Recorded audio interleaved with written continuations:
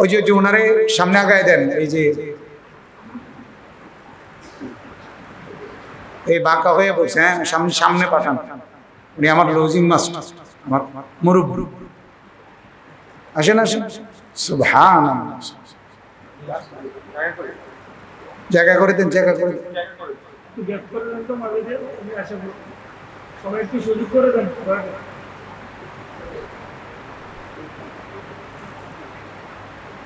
হ্যাঁ মাশাআল্লাহ, আল্লাহ হায়াত দারাজ করেন।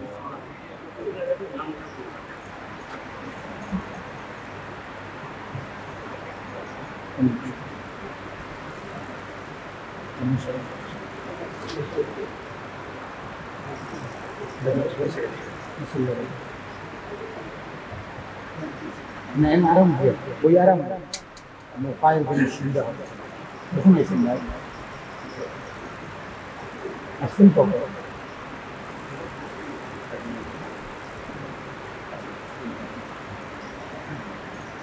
থাকবেন।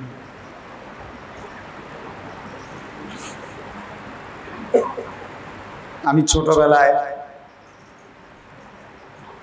কুমিল্লা শহরে ঠাকুরপাড়া একটা সরকারি প্রাথমিক বিদ্যালয়, প্রাইমারি স্কুলে আমার আব্বা যে স্কুলের সহকারী হেডমাস্টার ছিলেন, এবং ওইখানেই পাশে একটা জামে মসজিদে আমার আব্বা 43 বছর এক মসজিদে ইমামতি করতেন। ঠাকুরপাড়া বড় মসজিদ বলে। তো ওই স্কুল থেকে প্রাইমারি পাশ করার পর জীবনের প্রথম মাদ্রাসায় ভর্তি হয়েছিলাম, টুমচর মাদ্রাসা। আমার শায়েখ দামাত বারাকাতুহু আল্লামা মুফতি মুশতাকুন নবী কাসেমি দামাত বারাকাতুহু, উনিও যেই মাদ্রাসায় পড়ছেন, আমি ওই মাদ্রাসারই ছাত্র। ওনার বাড়ির সামনে মাদ্রাসা। গিয়ে ওইখানে স্কুলে 5 পাস করে জিন্দেগির প্রথম ওই টুমচর মাদ্রাসায় 4র্থ শ্রেণী ইয়াজদাহম ওই শ্রেণীতে ভর্তি হয়েছিল। ছোট্ট ছিলাম একদম। আমার বড় ভাই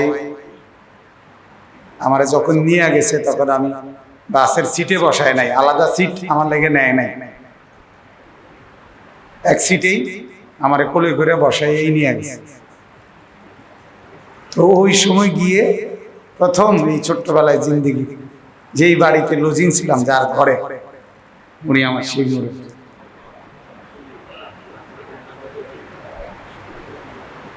জনাব সুলাইমান ভাই। হ্যাঁ, ওনার ঘর থেকেই আমার জিন্দেগির প্রথম পড়ালেখা, মানে মাদ্রাসার পড়ালেখা। যাই পরবর্তী জীবনে আল্লাহ তাআলা শেখার তৌফিক দিয়েছে। আশা করি শুরু যেহেতু ওনার ঘরে, তো উনি সওয়াব পাবেন সব সব।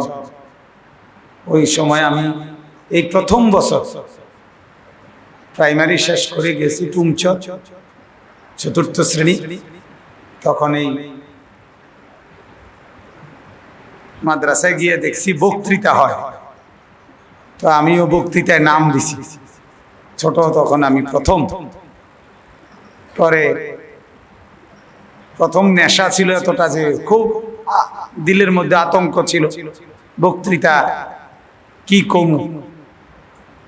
তো পরে মানে এতটা বেশি মুখস্থ করছি যে রাত্রে উঠা লজিং বাড়িতে ঘরে, ওনার ঘরে ভোর রাত্রে উঠা লাইরা মানে বক্তব্য দিতেছিলাম। এটা সকালে প্রতিযোগিতা, মানে নিজে নিজেই আর কি একলা উড়ে এলাইতেছিলাম। তখন ওনার বিবি দেখছে আমারে আড়াল থেকে।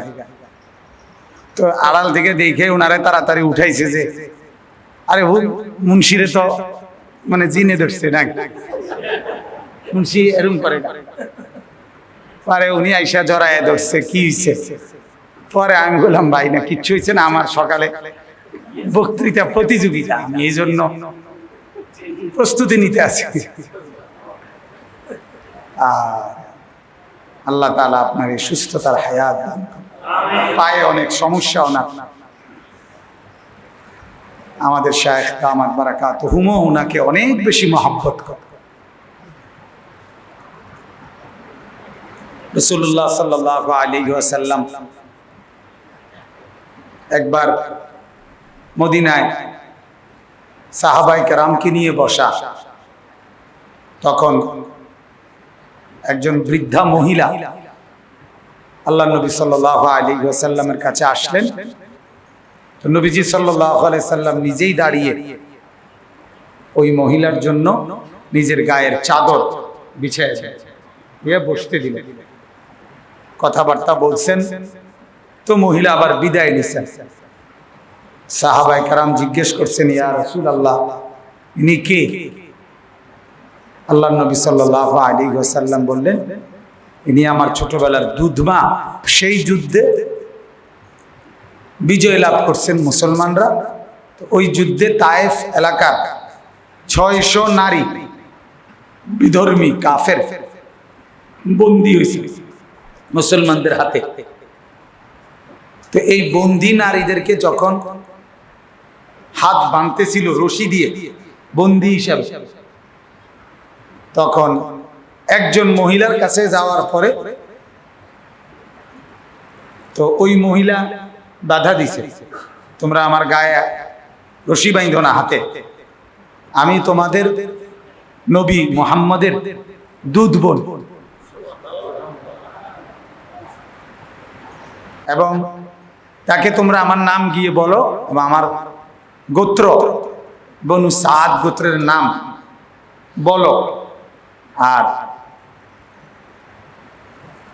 আল্লাহ নবী সাল্লাল্লাহু আলাইহি ওয়াসাল্লামের কাছে যখন সাহাবীরা এসে বললেন, ইয়া রাসূলুল্লাহ, যে এক মহিলা দাবি করতেছে সে নাকি আপনার দুধ বোন বনু সাদ গোত্রের, আল্লাহ নবী সাল্লাল্লাহু আলাইহি ওয়াসাল্লাম সাথে সাথে যেখানে বসা ছিলেন ওইখান থেকে ছুটে ওই মহিলার কাছে গেছে, কোথায় সে, আমারে দেখাও।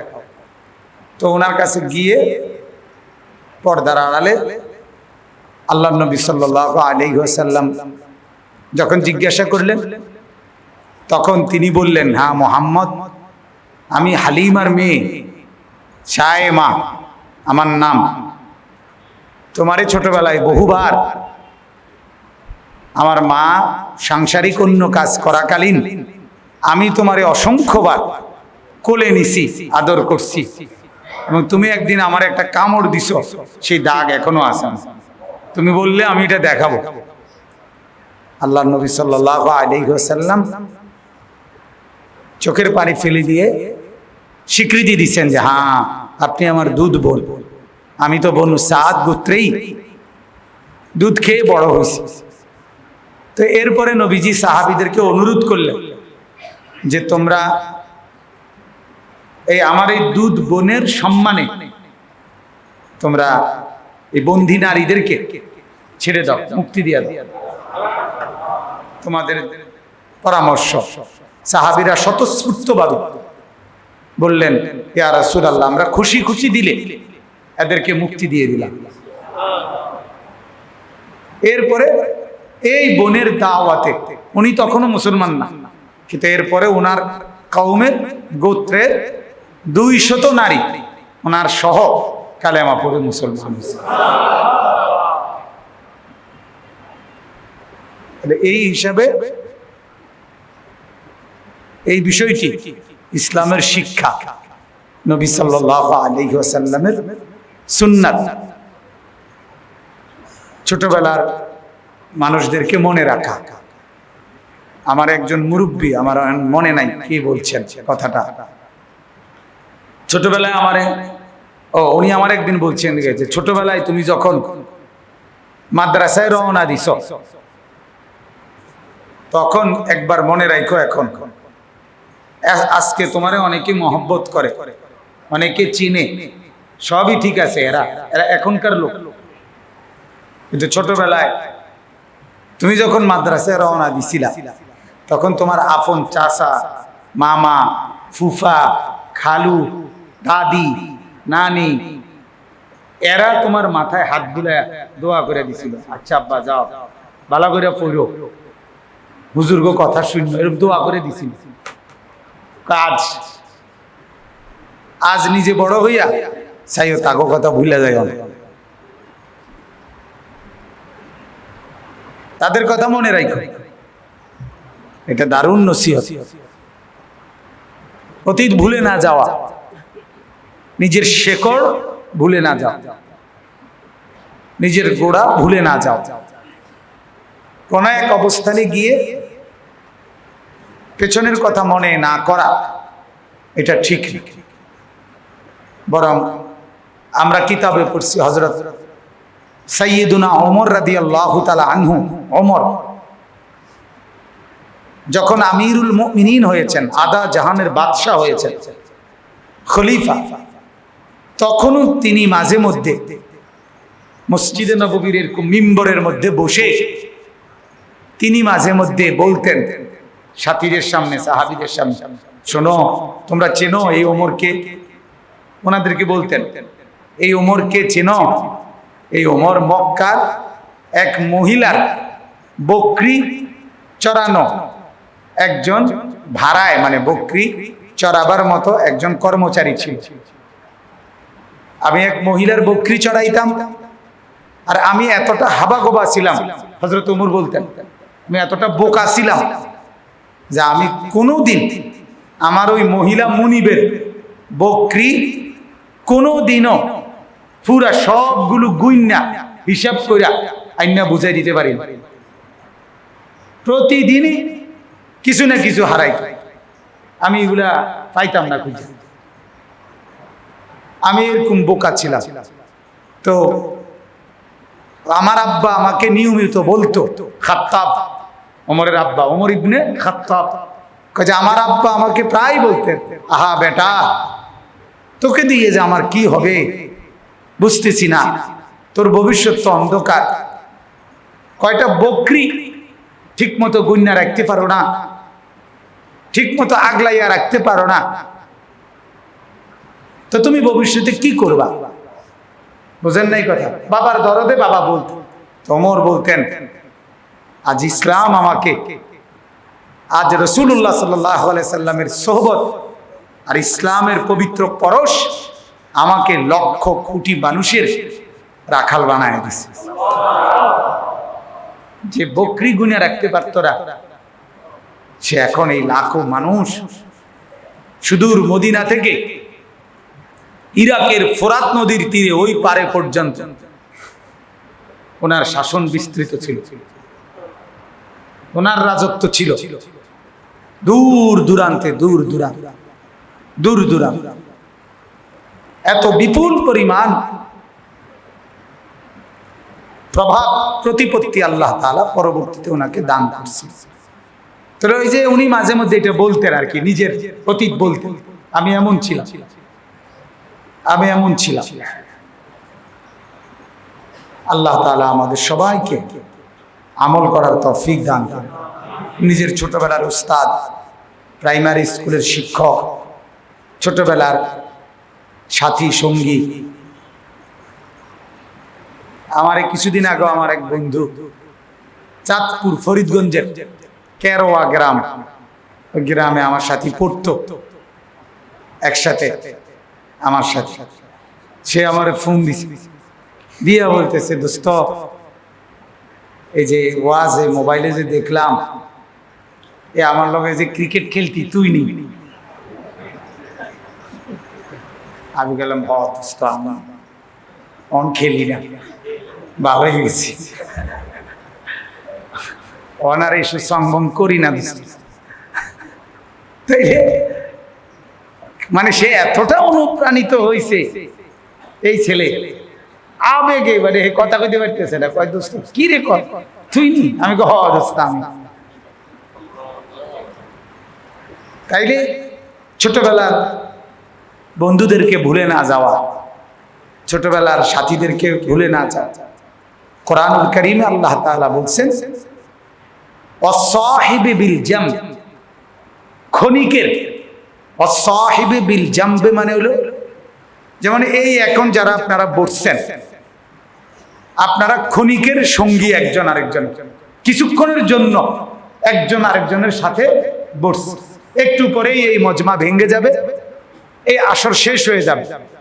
তো এই যে কিছুক্ষণের সঙ্গী, কিছুক্ষণের জন্য যে যার পাশে বসছে, আল্লাহ তাআলা বলেন তোমার এই ক্ষণিকের সঙ্গীর সাথেও তুমি ইহসান, উত্তম আচরণ করবে।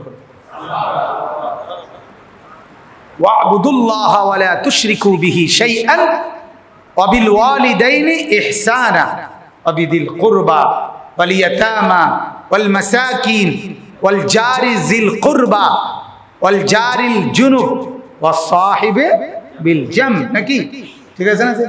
হ্যাঁ, এই ওয়াস সাহিবে বিল জাম কিছুক্ষণ 2 মিনিটের সঙ্গী। অটোতে একসাথে 5 টাকার অটো ভাড়া, ওটা আমার লগে বইছে আর নাইমা যাবো 5 টাকা, অথবা আমি নাইমা যাবো ওটার লগে। আর একবারে এত ভদ্রতা দেখানোর কি আছে? আর সাফেন বইছি তো বইছি, চড়াইয়া বইছি। না না না, আমি এখন থাকতে বইছি না, অটো। তো এই যে কষ্ট দেওয়া, যে লোকটাকে আপনি ইচ্ছা করে একটু আরামসে বসতে দিলেন না, তো এটা অভদ্রতা। আল্লাহ তাআলা বলেন তোমার ক্ষণিকের সঙ্গী তাকে তুমি উত্তম আচরণ করো, ভদ্র ব্যবহার করো। পৃথিবীর সমস্ত ভদ্রতা, পৃথিবীর সমস্ত আদর্শ, পৃথিবীর মধ্যে কল্পনা করা যায় যত কিছু ভদ্রতা, আল্লাহর কসম তা ইসলামের। আমাদের রাসূলুল্লাহ সাল্লাল্লাহু আলাইহি ওয়াসাল্লামের। দুর্ভাগ্য এমন এক জাতি, যে জাতির কাছে 7 রাজার ধন আছে, যে জাতির কাছে হিমালয় পর্বতের চূড়া পর্যন্ত সম্পদ আছে, যে জাতির কাছে পৃথিবীর সব স্বর্ণরৌপ্য পরিমাণের চাইতে বেশি সম্পদ আছে, সে জাতি ভদ্রতার জন্য, কৃষ্টি কালচারের জন্য, আধুনিকতার জন্য, সাজগোজ সব কিছুর স্টাইলের জন্য টেলিভিশনের দিকে তাকায় থাকে, মোবাইলের দিকে তাকায় থাকে, পাশ্চাত্যের দিকে, ইউরোপ আমেরিকার দিকে তাকায় থাকে বড় বড় চোখ করে। ওইখান থেকে মডেল আসবে কি, ওইখান থেকে সিস্টেম, ওইখান থেকে কাপড় চুপড়, ওইখান থেকে হাঁটা চলা, ওইখান থেকে চুল, ওইখান থেকে স্টাইল, ওইখান থেকে কি আসবে সেটা লুফে নিবে, গ্রহণ করবে, এটার আশায় তাকায় থাকে। নতুন কি আসছে বাজার, নতুন মডেল, এবার নতুন কি, এবার ঈদে নতুন কালেকশন কি, নতুন কি। কত বছর তো প্যান্ট 4টা ছিঁড়া ছিল, এইবার নতুন কয়টা ছিটছে বা কয়টা ছিদ্র, এটা নতুন আসছে কি, এটা কর। এই তামসা। অথচ জীবন চলার প্রতিটা সেকেন্ড পরতে পরতে আল্লাহ নবী সাল্লাল্লাহু আলাইহি ওয়াসাল্লাম তার সুন্নতকে একেবারে সুন্দর করে সাজায় দিয়েছেন। কিন্তু আমরা গ্রহণ করলাম না, আমরা গ্রহণ করলাম। এটা আমাদের বড় আফসোস। আল্লাহ তাআলা আমাদেরকে আমাদের দিন থেকে, আমাদের কোরআন, আমাদের সুন্নাহ, এর থেকেই আমাদের জীবন চলার পাথেও, জীবন চলার সামগ্রী গ্রহণ করার তৌফিক দান করেন।